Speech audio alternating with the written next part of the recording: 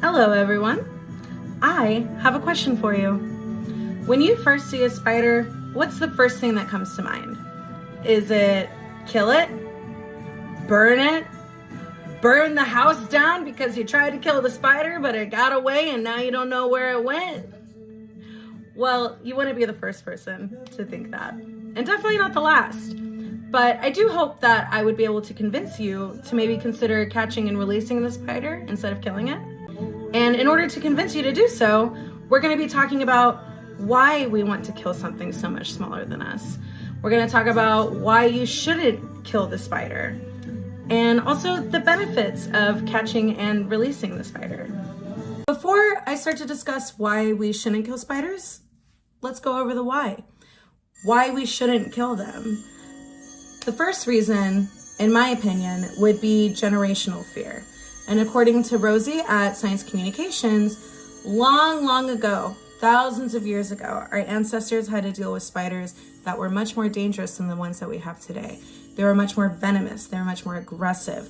Our ancestors were watching their friends and family die around them from spider bites. And because of this, they taught their children, their children's children, and their children's children's children to kill the spider immediately on sight. Another reason would probably be Hollywood. Movies like Arachnophobia or Eight-Legged Freaks, where they make the spider the villain of the story with their big fangs and the way that they build their webs and their legs. It's so gross and disgusting, right? Yeah, Hollywood loves to feed into that fear of spiders that people have and just make more money off of it, when in all reality, most of the facts in movies are untrue.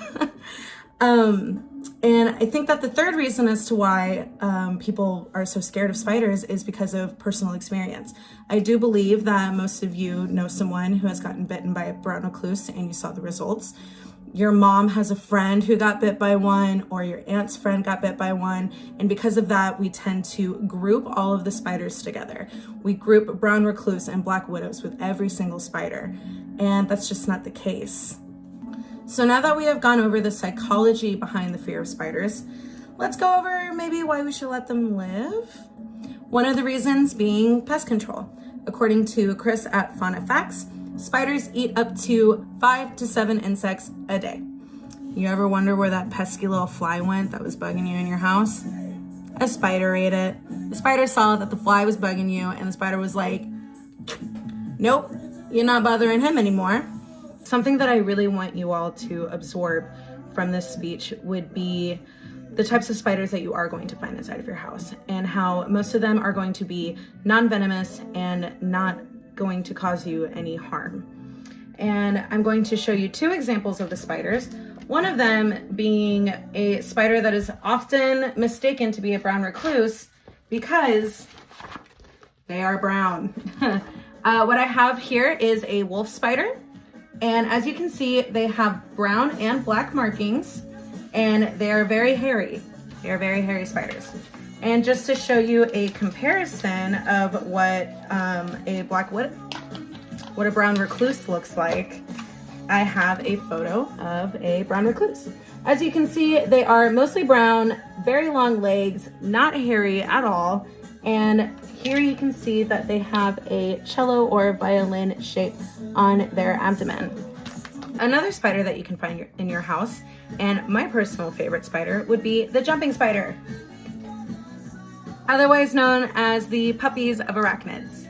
They are called the puppies because they have very big eyes, and you can actually teach them tricks like puppies. And this spider is also non-venomous and go up to probably about that big. That's as big as they get. So those are the types of spiders that you can find in your house. I'm sure you're wondering, how many people actually die a year from a spider bite? According to Sage Pest Control, I think that the number might surprise you. It's 7.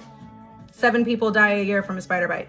Out of the thousands of people that live in this country, 7 people die. And in my research, I've actually found that you are more likely to die from a cow, because 22 people die per year from cow attacks. Now we're going to get into the benefits of catch and release. But in order for me to talk about this, we're going to have to go outside. Now that we're outside, we are going to be going over the benefits of catching and releasing while I am catching and releasing a spider. I've got my glass and my piece of paper. Let's go catch a spider. Here I have my volunteer, a daddy longlegs spider. Now, I do not recommend just going outside catching spiders all willy-nilly. It stresses them out. I am doing this for science. So I've got my cup, you got your spider, boom. And then what you're gonna do is you're gonna slide the little piece of paper right here, and you now have a spider in a glass. Now that we have the spider in the glass, let's go over the benefits of catching and releasing. One of the benefits being, as you can see, he cannot get me. He is rendered completely useless while he is inside the glass. He cannot hurt me. Another benefit would be that whenever you kill a spider, it's nasty. You got his guts all over the place. You got to clean it up. It makes you hate them even more. Let's face it, I think we'd much rather just catch him and put him outside.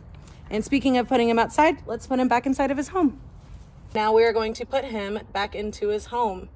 Something that I've learned about daddy longlegs is that their webs are absolutely disgusting, and I think it's because they need a mommy longlegs to clean up after them.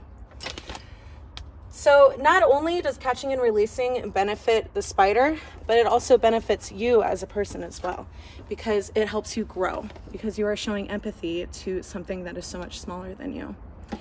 Now that I've demonstrated the catch and release, let's go back inside so I can finish this speech. For generations now, humans have been terrified of spiders. And I do hope that with the information that I've given you today, it can help give you relief in the types of spiders that you find inside of your house. And maybe break that generational fear just a little tiny bit. All I ask is, why kill them whenever you can easily relocate them outside? And to end my speech, I'm actually going to be reading a poem by Nikki Giovanni called Mercy, and hopefully next time you see a spider, this will be something that you will think about. She asked me to kill the spider. Instead, I get the most peaceful weapons I can find. I take a cup and a napkin. I catch the spider, put it outside, and allow it to walk away. If I am ever caught in the wrong place at the wrong time, just being alive and not bothering anyone, I hope I am greeted with the same kind of mercy. Thank you.